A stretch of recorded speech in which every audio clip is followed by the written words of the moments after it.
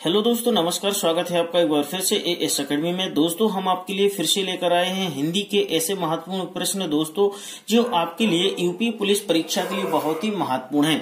दोस्तों, ध्यान रखिएगा, इस वीडियो को अधिक से अधिक शेयर करें और लाइक करें क्योंकि ये बहुत ही मोस्ट आईएमपी क्वेश्चन है, इसलिए अपने दोस्तों को बिल्कुल अच्छे से शेयर कर दीजिए। दोस्तों, दूसरों की मदद करना ही हमारा फर्ज है और ईश्वर हमारी हमेशा मदद करता है यदि हम दूसरों की मदद करते हैं तो। चलिए दोस्तों, अब हम स्टार्ट कर लेते हैं। क्वेश्चन क्रमांक पहला। दोस्तों, पहला क्वेश्चन है हमारा, देश शब्द संज्ञा के किस रूप में आएगा? यानी जो देश शब्द है वो संज्ञा के किस रूप में आएगा? दोस्तों, आपको पता है कि जो संज्ञाएं होती हैं वो भाववाचक संज्ञा, व्यक्तिवाचक संज्ञा, जातिवाचक संज्ञा या इनमें से कोई नहीं। तो अब ध्यान रखना है कि जो हमारा देश है वो किस नाम से जाना जाता है। देखिएगा, देश में क्या आ गया, एक भाववाचक संज्ञा तो हो नहीं सकती। दूसरी बात, व्यक्तिवाचक संज्ञा तो किसी आदमी का तो नाम है नहीं देश, तो ये भी नहीं हो सकता है। तो अब आंसर कौन सा हो जाएगा हमारा? जातिवाचक संज्ञा। तो दोस्तों, ऑप्शन नंबर आपका थर्ड आंसर सही हो जाएगा, यानी देश में आपका जातिवाचक संज्ञा आएगा। ठीक है, चलिए नेक्स्ट क्वेश्चन है दोस्तों आपका। नेक्स्ट क्वेश्चन है आपका, निम्नलिखित में से व्यक्तिवाचक संज्ञा नहीं है। इसमें व्यक्तिवाचक संज्ञा कौन सी नहीं है वो आपको ध्यान रखना है। देखिएगा, चेतन किसी आदमी का नाम हो सकता है, तो ये तो व्यक्तिवाचक संज्ञा है। ठीक है, तो ये आंसर नहीं होगा। राजस्थान क्या है आपका? एक व्यक्तिवाचक संज्ञा में आ जाएगा क्योंकि वो पर्टिकुलर नाम है ना, तो ये भी आपका आंसर नहीं होगा। तीसरा, गंगा भी एक किसी का नाम हो सकता है, लड़की का नाम हो सकता है, गंगा फिर नदी है, तो ऐसा ही व्यक्तिवाचक संज्ञा है। तो लास्ट ऑप्शन आपका जो बचेगा दोस्तों, ऑप्शन नंबर फोर्थ नंबर, यानी आपका आंसर हो जाएगा क्या? किताब क्या है? एक व्यक्तिवाचक संज्ञा नहीं है। ठीक है, तो आंसर आपका फोर्थ नंबर का हो जाएगा। चलिए नेक्स्ट क्वेश्चन देखेंगे दोस्तों। नेक्स्ट क्वेश्चन है आपका, सोना, चांदी और तेल, पानी किस प्रकार के संज्ञा शब्द हैं? तो अब आपको ध्यान रखना है कि देखिएगा, इन्होंने बोला सोना और चांदी, तो दोस्तों सोना, चांदी, तेल, पानी। अब इधर पे दोस्तों देखिएगा, समूहवाचक संज्ञा, जातिवाचक संज्ञा और व्यक्तिवाचक संज्ञा। तो दोस्तों देखिएगा, सोने को हम कभी समूह में नहीं रखते, तो ये तो आंसर नहीं होगा।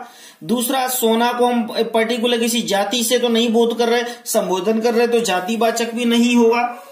तीसरा आ गया दोस्तों व्यक्तिवाचक, तो व्यक्तिवाचक भी नहीं होगा। फोर्थ नंबर का आपका आएगा द्रव्यवाचक, तो ऑप्शन नंबर आपका फोर्थ आंसर सही होगा। लेकिन अभी द्रव्यवाचक क्यों होगा दोस्तों? द्रव्यवाचक इसलिए होगा क्योंकि आपको पता है कि द्रव्यवाचक संज्ञाएं वे संज्ञाएं होती हैं जिनको हम गिन नहीं सकते हैं, किसी भी चीज में सिर्फ नाप तौल सकते हैं, उसको बोलते हैं हम द्रव्यवाचक संज्ञाएं। सोने को देखो पिघल जाएगा तो द्रव्य में परिवर्तित हो जाता है, चांदी पिघल के द्रव्य में परिवर्तित हो जाती है। तेल को क्या करते हैं हम? किसी भी मतलब लीटर से नापते हैं, पानी को भी हम लीटर से नापते हैं, इसको हम गिन नहीं सकते। जिन चीजों को हम गिन नहीं पाते उसको क्या बोलते हैं? हम द्रव्यवाचक संज्ञाएं। ठीक है, तो चलिए अब नेक्स्ट क्वेश्चन है दोस्तों आपका, जैसा करेगा वैसा भरेगा, इस वाक्य में कौन सा सर्वनाम है? अब जैसा करेगा वैसा भरेगा, इसमें सर्वनाम बताना है।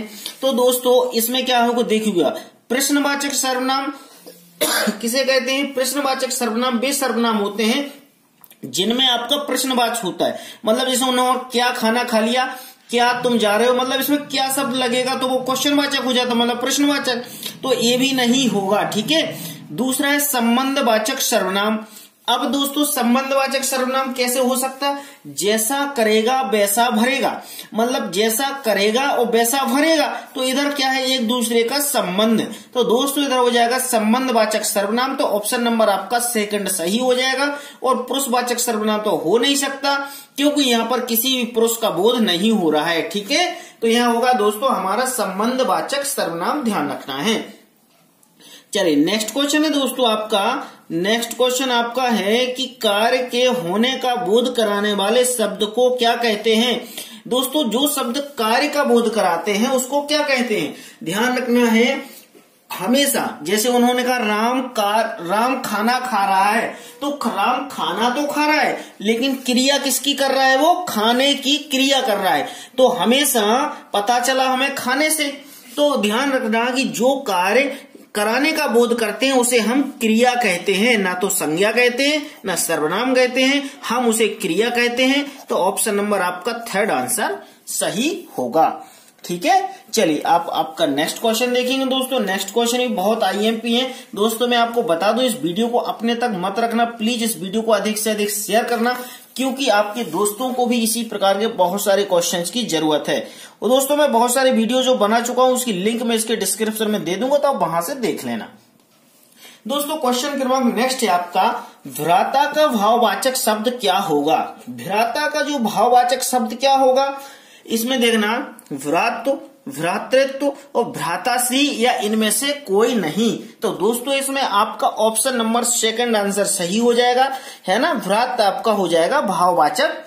ठीक है, नेक्स्ट है आपका, निम्नलिखित में से स्त्रीलिंग शब्द है। अब स्त्रीलिंग शब्द क्या होगा दोस्तों, देखिएगा, चांदी, पीतल, लोहा और तांबा। तो देखिएगा, पीतल तो इधर पे आपका स्त्रीलिंग में नहीं आएगा, लोहा भी नहीं आएगा, तांबा भी नहीं आएगा, तो चांदी आपका स्त्रीलिंग में आ जाएगा। तो ऑप्शन नंबर आपका ए आंसर पहला ही सही होगा। ठीक है, चलिए नेक्स्ट क्वेश्चन है, नेक्स्ट है दोस्तों, निम्नलिखित में से किस शब्द का प्रयोग सदैव एक वचन में होता है। यानी एक वचन में कौन से शब्द का होता है, आपको ध्यान रखना है कि देखिएगा, प्रत्येक, लोहा, योद्धा और उपर्युक्त सभी। तो देखिएगा, प्रत्येक का कोई भी बहुवचन नहीं होता, प्रत्येको तो नहीं होता, तो ये भी होता है ना। लोहा, लोहे भी नहीं होता है, लोहो नहीं होता है बहुवचन में, तो दोस्तों ये भी हमेशा एक वचन में ही होता है यूज। योद्धा, अब योद्धाओं भी नहीं होता, योद्धों नहीं होता है, तो दोस्तों ये भी आपका एक वचन में ही होता है। तो इसका आंसर मतलब उपर्युक्त सभी हैं जो ये क्या होते हैं, एक वचन में यूज किए जाते हैं। ठीक है, ऑप्शन नंबर फोर्थ आपका सही आंसर होगा। ठीक है, चलिए नेक्स्ट क्वेश्चन है आपका, निम्नलिखित में से कौन पुल्लिंग नहीं है। अब पुल्लिंग कौन सा नहीं है, जैसे गाल हुआ, अंगूठा हुआ, नाक हुआ, कान हुआ। तो आपको ध्यान रखना है कि देखिएगा कौन सा पुल्लिंग नहीं है। पुल्लिंग क्या नहीं है, देखिए गाल आपका हमेशा क्या होता है, पुल्लिंग में आता है, तो ये आंसर आपका नहीं होगा। अंगूठा आपका पुल्लिंग में आता है, तो ये भी नहीं होगा। कान आपका पुल्लिंग में आता है, तो ये भी नहीं होगा। आपका जो नाक है वो हमेशा इस पुल्लिंग में नहीं आता है, इसलिए आपका आंसर नाक हो जाएगा। ये सभी पुल्लिंग में आते हैं, नाक आपका कहाँ आता है, स्त्रीलिंग में आता है, ध्यान रखना है इस बात का, इसलिए आपका ये नाक आंसर हो जाएगा। ठीक है, चलिए दोस्तों नेक्स्ट क्वेश्चन देखेंगे हम। इसका नेक्स्ट क्वेश्चन ही बहुत आसान और इजी है दोस्तों, आप देखेंगे इधर पे, विशेषण जिस शब्द की विशेषता बताते हैं उसे हम क्या कहते हैं। अब आपको ध्यान रखना, विशेषण जिस शब्द की विशेषता बताते हैं उसे हम क्या कहते हैं, विशेष्य कहते हैं। ठीक है, तो ऑप्शन नंबर आपका सेकंड आंसर सही हो जाएगा। ठीक है, चलिए नेक्स्ट क्वेश्चन देखेंगे दोस्तों। ये क्वेश्चन बहुत ही आईएमपी है, जो आपके लिए पुलिस परीक्षा में बहुत ही मदद करेंगे, इसलिए दोस्तों इन क्वेश्चन को बिल्कुल मत भूलना। आप परीक्षा में जाने के पहले इनको याद जरूर कर लेना। ठीक है, चलिए नेक्स्ट क्वेश्चन आपका है, नीचे दिए गए किस वाक्य में संयुक्त क्रिया का प्रयोग हुआ है। अब संयुक्त क्रिया का वाक्य प्रयोग किसमें हुआ है, यानी बच्चा रोने लगा। अब देखो, बच्चा और रोने लगा, तो इसमें बच्चा भी और वो रोने लगा, मतलब दो क्रियाएं हुई।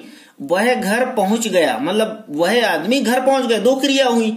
तो इसमें ऑप्शन नंबर ए और ऑप्शन नंबर बी, मतलब दोनों आंसर आपके सही हो जाएंगे। तो थर्ड नंबर का आपका आंसर सही हो जाएगा, यानी इसमें दो क्रियाएं हो रही। ठीक है, नेक्स्ट क्वेश्चन है आपका, भाववाचक संज्ञा है। अब मैंने बताया कि भाववाचक संज्ञा कहते किसे हैं।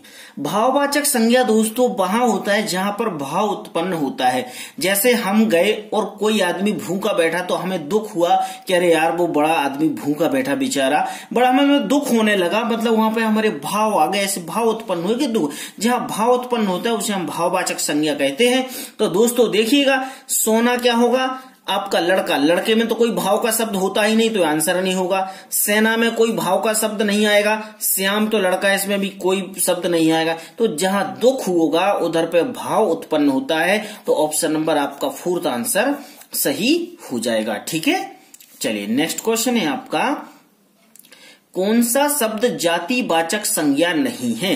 अब जातिवाचक संज्ञा किसे कहते हैं, इस बात का ध्यान रखना है। जातिवाचक मतलब उस पर्टिकुलर आदमी को, जैसे उसने कहा बालक, लड़का, मनुष्य, ये उसकी पर्टिकुलर एक जाति है, उसको जाति से संबोधित किया जा रहा है ना। लेकिन अब इसमें देखिएगा, देख के ही समझ में आ रहा है कि जवान एक जातिवाचक संज्ञा है, तो ये आंसर नहीं होगा। उन्होंने बालक जातिवाचक संज्ञा, तो ये भी नहीं होगा। मनुष्य भी जातिवाचक संज्ञा नहीं होगा, लेकिन उन जातिवाचक संज्ञा नहीं। अब सुंदर, सुंदर आंसर सही होगा। अब सुंदर आंसर सही इसलिए होगा क्योंकि देखिएगा, सुंदर कोई जाति नहीं है। अब सुंदर तो कोई भी हो सकता है, सुंदर कोई भी हो सकता है, लड़की हो सकती है, लड़का हो सकता है, घोड़ा हो सकता है, गधा हो सकता है, कुछ भी हो सकता है, सुंदर हो सकता है भाई। तो अब इसमें सुंदर जातिवाचक संज्ञा नहीं है। ठीक है, चलिए नेक्स्ट क्वेश्चन आप देखेंगे दोस्तों। नेक्स्ट क्वेश्चन है आपका, वह धीरे धीरे आ रहा है, वाक्य अवयव के किस भेद के अंतर्गत आता है?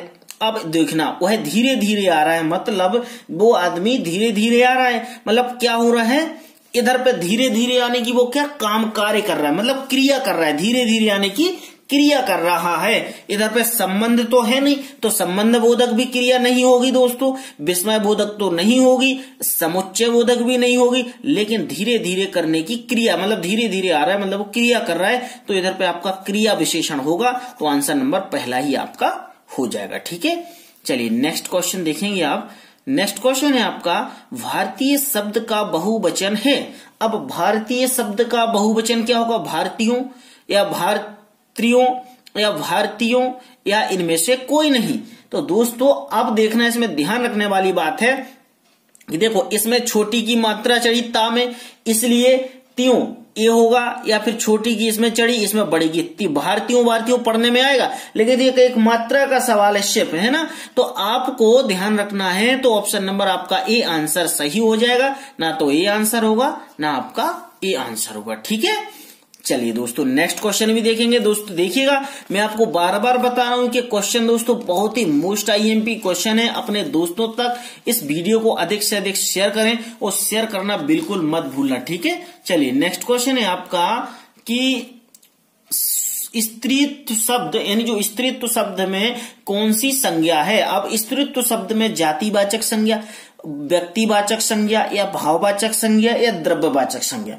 तो दोस्तों देखो, ऐसा है कि स्त्रीत्व शब्द में द्रव्यवाचक संज्ञा तो नहीं होगी, पहला तो खत्म हो गया। अब बचे तीन, तो इसमें दोस्तों स्त्रीत्व में क्या हो जाएगा आपको, देखो व्यक्तिवाचक संज्ञा तो नहीं होगी, स्त्रीत्व है, क्योंकि स्त्री होती तो व्यक्तिवाचक होती।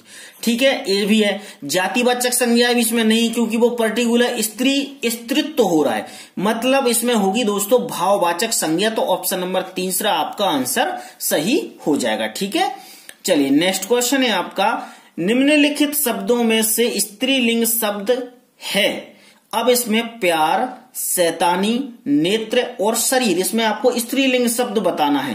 तो देखो, प्यार क्या है, प्यार तो स्त्रीलिंग नहीं होगा, तो ये भी आंसर नहीं हो जाएगा। नेत्र भी स्त्रीलिंग नहीं होगा, तो ये भी नहीं होगा। शरीर भी स्त्रीलिंग नहीं होगा। शैतानी ये आपका स्त्रीलिंग में आएगा, तो ऑप्शन नंबर थर्ड आंसर आपका सही हो जाएगा। ठीक है, चलिए नेक्स्ट क्वेश्चन आपके देखेंगे। नेक्स्ट क्वेश्चन है दोस्तों, चमड़ी जाए पर दमड़ी न जाए।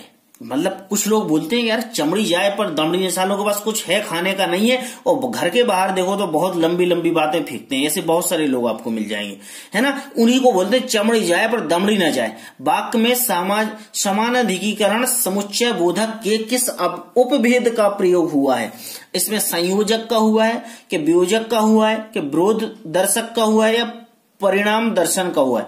तो आपको दोस्तों ध्यान रखना है, इसमें कौन सा आंसर हो जाएगा, चमड़ी जाए पर दमड़ी ना जाए, मतलब वही विरोध दर्शक, यानी इसमें विरोध दिख रहा है, तो ऑप्शन नंबर तीसरा आंसर आपका सही हो जाएगा। ऐसे बहुत सारे आपके मोहल्ले में, आपकी कॉलोनियों में बहुत सारे लोग होंगे कि घर में खाने के लिए नहीं है, बाहर देखो तो बड़ी बड़ी बातें, गुंडागिरी की करते बातें, है ना। चलिए नेक्स्ट क्वेश्चन है आपका, आंधी आई और पानी वर्षा वाक्य अवयव के किस भेद के अंतर्गत आता है? दोस्तों अब कहना, पानी, आंधी आई और पानी वर्षा, आंधी आई और पानी बरसा, तो संबंधवाचक तो नहीं हो रहा है, विशेषण विशेष भी नहीं हो रहा है, समुच्चय बोधक और क्रिया विशेषण। दोस्तों ध्यान रखने तरफ पे समुच्चय बोधक होगा। ऑप्शन नंबर 3 आंसर आपका सही हो जाएगा। ठीक है, चलिए नेक्स्ट क्वेश्चन है आपका, निम्न शब्दों में एक वचन का बोध कराने वाला शब्द है। अब एक वचन यानी बहुवचन और एक वचन। अब कुएं, पूरे और कुआं और धुएं, तो इसमें क्या होगा दोस्तों, आपका एक वचन कुआं हमेशा ये होता है 3rd नंबर का आंसर, ये आपका हो जाएगा एक वचन। तो दोस्तों मैं आपको इधर पे एक बात बता दूं कि जो मैंने आपको ये क्वेश्चन बताए हैं, क्वेश्चन दोस्तों बहुत ही आईएमपी थे। और दोस्तों ध्यान रखना कि अपने दोस्तों तक वीडियो को प्लीज लाइक और शेयर जरूर कर देना। और मैं बहुत सारे वीडियोस आपके लिए कंटिन्यू लेकर आ रहा हूं, इसलिए ऐसा मत सोचना कि मैं आपको वीडियोस नहीं ले रहा हूं, आपके लिए बहुत तैयारी में हेल्पफुल होंगे। तो जब तक के लिए नमस्कार, मिलता हूं नेक्स्ट वीडियो में नेक्स्ट टॉपिक के साथ। अपना बहुत ख्याल रखिएगा।